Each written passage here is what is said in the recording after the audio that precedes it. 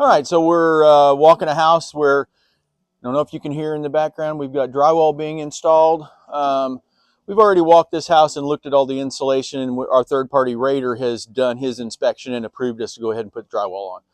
I am going to show you guys how deep our insulated headers are behind the drywall. That's what I'm going to try and do here. If I can reach up here, I'm going to use this pen. I'm a typical Bic pen. So you can see the depth of that. Basically goes down to that pen cap clip. So that's the depth. So we've got about 4 inches of insulation inside of our structural support above the window. That's above all of our exterior doors and windows, including the garage to house door. So there's just no header there? No, there's a header. It's a laminated header. It's a laminated beam. Now, I don't have a piece of one of those here, but in our other videos, you can see we have a laminated beam that is on the outside. So what we've done is a thermal break where that laminated beam comes to about here, and then the rest of this is full of insulation.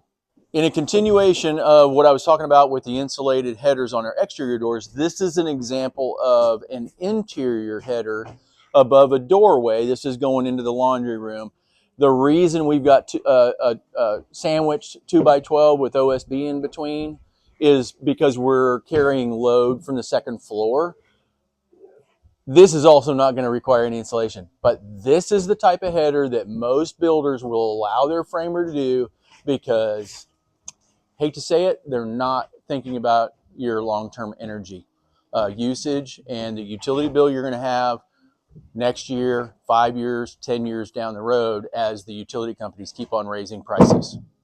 So instead of like what we do at the other window, other builders do this above their windows on exterior walls. That's correct. No insulation. And you have the outside sheathing, you have the inside drywall, and no insulation, and that heat transfer in the summer, cold transfer in the winter.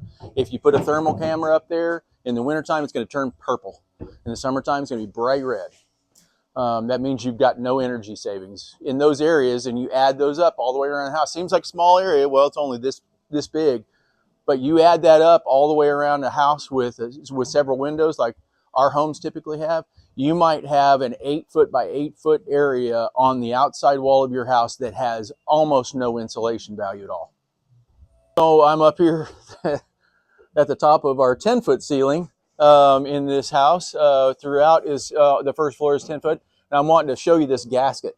So this gasket foam that we have installed, it isn't perfect looking, but it's all as a means to stop airflow from behind the drywall. So what ends up happening is our drywall installer lays his drywall on here.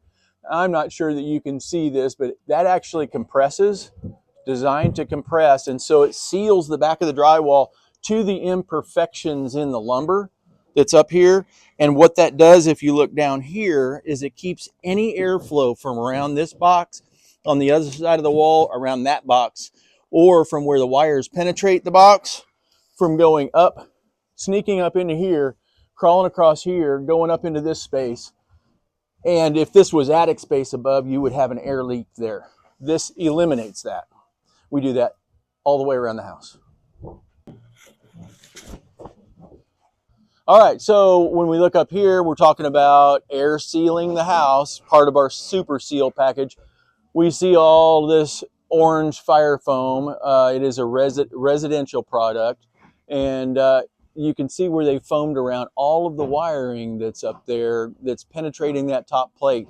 Again, this area has a bonus room over it, but we do that for code in Oklahoma City. The code official requires that, as well as we used to do it with white foam back before Oklahoma City adopted this code for the fire foam, because we want the house to be as tight as possible. And so that air seals that. Up here, we've got our fireplace flue. This is a direct vent fireplace. Gas log is what we'll install in here at the final. And you can see where our fireplace installer actually went around here and foamed all of that as part of their installation process.